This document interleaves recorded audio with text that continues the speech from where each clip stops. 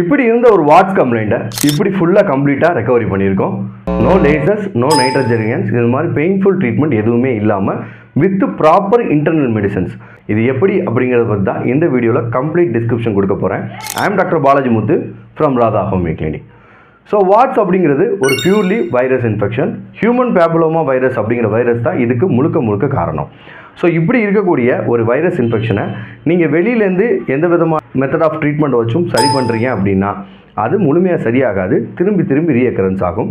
So இந்த virus வர்றதுக்கு என்ன காரணம், இது எப்படி அஃபெக்ட் பண்ணுதுங்கிறத ப்ராப்பர் கேஸ் டேக்கிங் மூலிமா தெரிஞ்சுக்கிட்டு வித் ப்ராப்பர் ஹோமியோபதி மெடிசன்ஸ் எடுத்துக்கிட்டீங்க அப்படின்னா கட்டாயமாக இதை கம்ப்ளீட்டாக ரெக்கவரி பண்ண முடியும். ஸோ அப்படிப்பட்ட ஒரு கேஸை தான் இப்போ நான் ஷோ பண்ணி காட்டுறேன்.